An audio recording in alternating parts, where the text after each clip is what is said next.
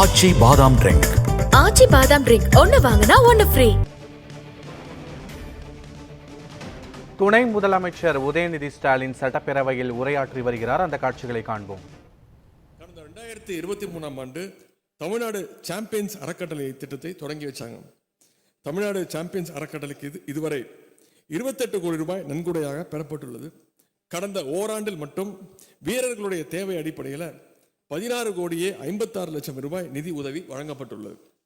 நிதி உதவி பெற்ற வீரர்கள் சர்வதேச அளவிலான விளையாட்டுப் போட்டிகளில் மொத்தம் 100 பதக்கங்களை வென்று தமிழ்நாட்டிற்கும் இந்திய ஒன்றியத்திற்கும் இன்றைக்கு பெருமை தேடி தந்திருக்கிறாங்க.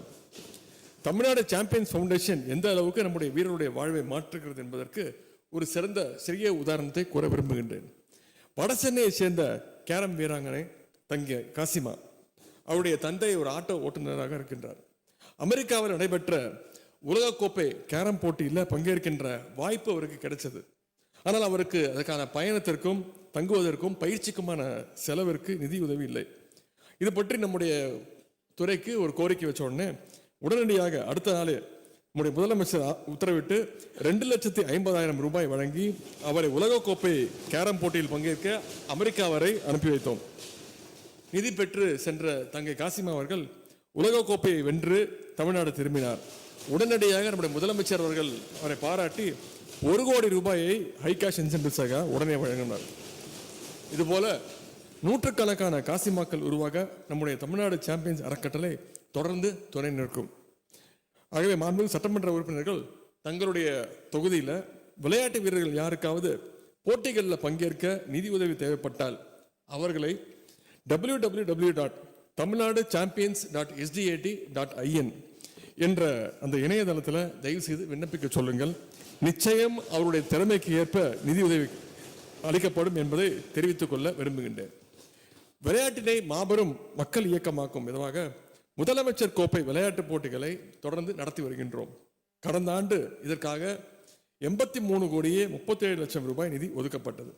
முந்தைய ஆட்சி காலத்தில் முதலமைச்சர் கோப்பை விளையாட்டுப் போட்டிகளுக்கு பரிசு தொகையாக 8 கோடி ரூபாய் மட்டுமே வழங்கப்பட்ட நிலையில் நம்முடைய திராவிட மாடல் அரசு அமைந்த பிறகு ஒவ்வொரு ஆண்டும் கிட்டத்தட்ட 35 கோடி ரூபாய் அளவுக்கு வெறும் பரிசு தொகை மட்டுமே வழங்கப்பட்டு வருகின்றது. இந்த போட்டிகள் பங்கேற்க கடந்த ஆண்டு பங்கேற்றவர்கள் 5 லட்சம் வீரர்கள். இந்த ஆண்டு கலந்து கொண்ட வீரர்கள் சுமார் 12 லட்சம் வீரர்கள் கலந்து கொண்டு சாதனை படைச்சிருக்கிறோம். எனவே இந்த திட்டத்திற்கான வெற்றி என்பதை இங்கே இதுவே என்பதை இங்கே குறிப்பிட விரும்புகின்றேன். அதேபோல் பேரா விளையாட்டுகளை ஊக்குவிக்கும் வகையில் நாட்டிலேயே முதன்முறையாக சென்னை, திருச்சி, மதுரை, சேலம், கடலூர் மற்றும் திருநெல்வேலி என 6 மாவட்டங்களில் பேரா ஸ்போர்ட்ஸ் அரேனா அமைக்கப்படும் என்று அறிவிக்கப்பட்டது. அதற்காக மொத்தம் 5 கோடி ரூபாய் நிதியும் ஒதுக்கப்பட்டுள்ளது. இந்த பாரா விளையாட்டு மைதானங்களுக்கான பணிகள் இன்னும் 3 மாதங்களில் முடிவுற்று மக்கள் பயன்பாட்டிற்கு வர உள்ளன என்பதையும் இங்கே தெரிவித்துக் கொள்ள விரும்புகின்றேன்.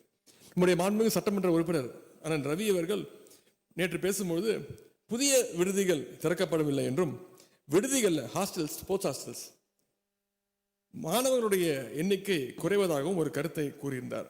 நம்முடைய அரசு அமைந்த இந்த 4 வருடங்களில் இதுவரை 6 புதிய விடுதிகள், மேயர் ராதாகிருஷ்ணன் ஹாக்கி ஸ்டேடியம்ல ஒன்று, அதே மாதிரி எஸ்டிஏடி டென்னிஸ் ஸ்டேடியம் நுங்கம்பாக்கத்தில் ஒன்று, எஸ்டிஏடி அக்வாட்டிக் காம்ப்ளெக்ஸ் வேளச்சேரியில் ஒன்று, ஸ்போர்ட்ஸ் யூனிவர்சிட்டி செங்கல்பட்டில் ஒன்று, அது மாதிரி காஞ்சிபுரம் மாவட்டத்தில் ஒன்று, சேலம் மாவட்டத்தில் ஒன்று, இதுவரைக்கும் 6 புதிய விடுதிகளை நம்முடைய அரசு அமைந்த பிறகு துவங்கி இருக்கின்றோம். தற்பொழுது 40 ஹாஸ்டல்ஸ் உள்ள நிலையில் வரும் ஆண்டில் புதிய விடுதிகளையும் திறக்க உள்ளோம். மேலும் விடுதி மாணவர்களுக்கான அந்த உணவுப்படியை நாள் ஒன்றுக்கு ரூபாய் ஒவ்வொருவருக்கும் 250 ரூபாய் இருந்ததை நம்முடைய அரசு சென்ற வருடம் 350 ரூபாயாக உயர்த்தி கொடுத்தது.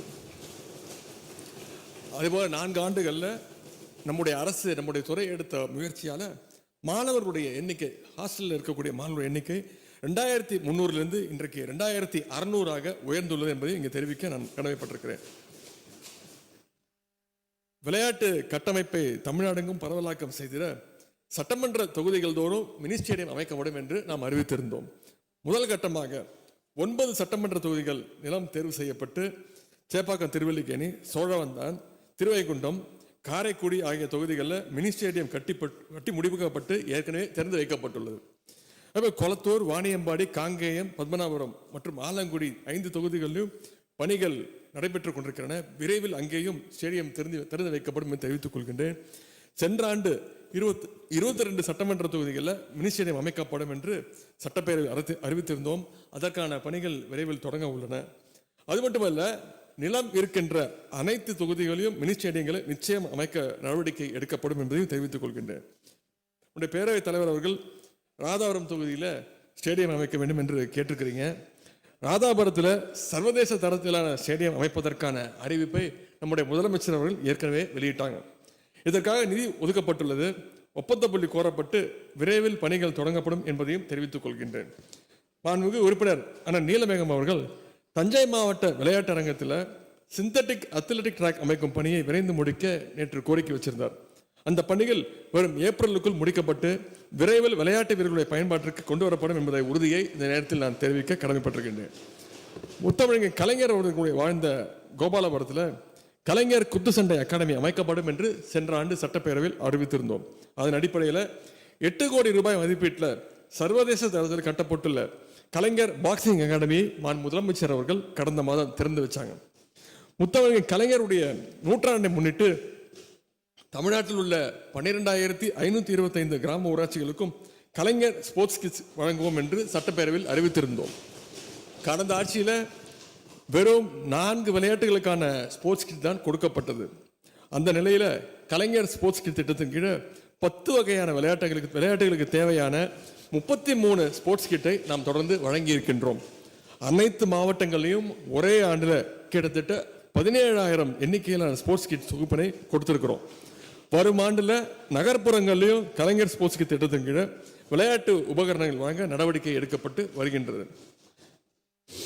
இப்படியாக தமிழ்நாட்டிலே விளையாட்டுத்துறை வளர்ச்சி புதிய உயரங்களை தொட்டிடும் வகையில் நம்முடைய இளைஞர் நலன் மற்றும் விளையாட்டு மேம்பாட்டுத்துறை அயராது பாடுபட்டு வருகிறது என்பதை மகிழ்ச்சியோடு நான் கூற விரும்புகின்றேன். மாண்புமிகு பேரவைத் தலைவருடைய அனுமதியோடு எனது துறை சார்ந்த புதிய அறிவிப்புகளை வெளியிடுகின்றேன்.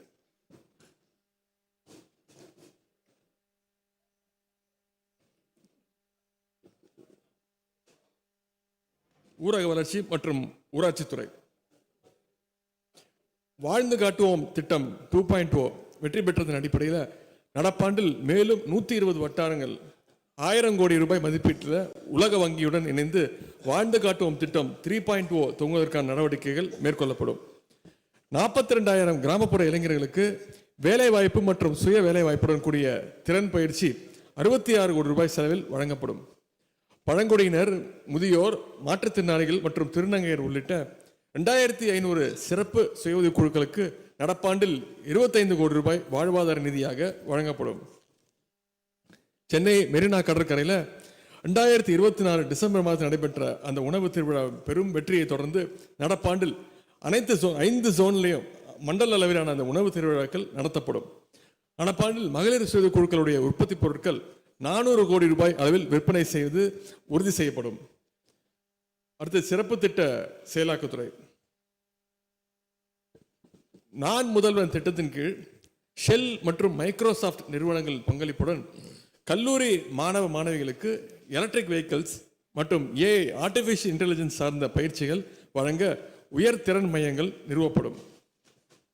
Scout under graduate talents in Tamil Nadu, அதாவது scholarship for outstanding under graduate talent in Tamil Nadu திட்டத்தின் கீழ் வரும் கல்வி ஆண்டில் தமிழ்நாட்டிலிருந்து 100 திறமையான இளங்கலை மாணவர்களுக்கு உலகளாவிய தொழில் பயிற்சிகள் வழங்கப்படும். தூய்மை இயக்கம். தமிழ்நாட்டில் உள்ள நகர்ப்புற மற்றும் ஊரக பகுதிகளில் தினந்தோறும் உருவாகும் திடக்கழிவுகளை மேலாண்மை செய்வதில் ஒரு புரட்சியை ஏற்படுத்துகின்ற வகையில் தூய்மை இயக்கம் என்ற ஒருங்கிணைப்பு அமைப்பு சிறப்பு திட்ட செயலாக்கத்துறையின் கீழ் ஏற்படுத்தப்படும். திட்டம் வளர்ச்சி மற்றும் சிறப்பு முயற்சிகள் துறை. மாநில திட்டக்குழுவால் கொள்கை மற்றும் ஆளுகைக்கான அனுபவ மையம் policy and governance experiential centre அமைக்கப்படும். அரசு துறைகளில் ஆதாரங்களின் அடிப்படையில் கொள்கை வகுக்கின்ற பணிகளை மேற்கொள்ள ஏதுவாக பொருளியல் மற்றும் புள்ளியியல் பிரிவு அமைக்கப்படும். இளைஞர் நலன் மற்றும் விளையாட்டு மேம்பாட்டுத்துறை. 24 நாடுகள் பங்கேற்கின்ற junior men's hockey world cup 2025 போட்டிகள் சென்னை மற்றும் மதுரை ஆகிய நகரங்களில் 55 கோடி ரூபாய் செலவில் நடத்தப்படும். இளைஞர்களுக்கிடையே விளையாட்டு கலாச்சாரத்தை ஊக்குவிக்கவும் உடற்திறனை வளர்க்கவும் முதலமைச்சர் இளைஞர் விளையாட்டு திருவிழா தமிழ்நாட்டில் உள்ள அனைத்து வட்டாரங்கள் மற்றும் மாவட்ட அளவில் 45 கோடி ரூபாய் செலவில் நடத்தப்படும். தமிழ்நாட்டுடைய அனைத்து மாவட்டங்களிலும் உள்ள விளையாட்டு வளாகங்கள் இளம் விளையாட்டு வீரர்களை ஈர்க்கும் வகையில் ஃபுட்சால், பாக்ஸ் கிரிக்கெட் போன்ற விளையாட்டுகளுக்கான முதலமைச்சர் இளைஞர் விளையாட்டு மைதானங்கள் ரூபாய் 19 கோடி மதிப்பீட்டில் அமைக்கப்படும். மாநில மற்றும் தேசிய அளவிலான விளையாட்டுப் போட்டிகள் பங்கேற்கும் போது ஏற்படும் விபத்துகளினால், இது நீண்ட நாள் கோரிக்கை, விபத்துகளினால் உண்டாகும் உடற்காயங்கள் மற்றும் உயிரிழப்பினை ஈடு செய்வது வகையில் 25,000 விளையாட்டு வீரர்களுக்கு வீராங்கனைகளுக்கு காப்பீடு திட்டம், மெடிக்கல் இன்சூரன்ஸ் திட்டம் அறிமுகப்படுத்தப்படும்.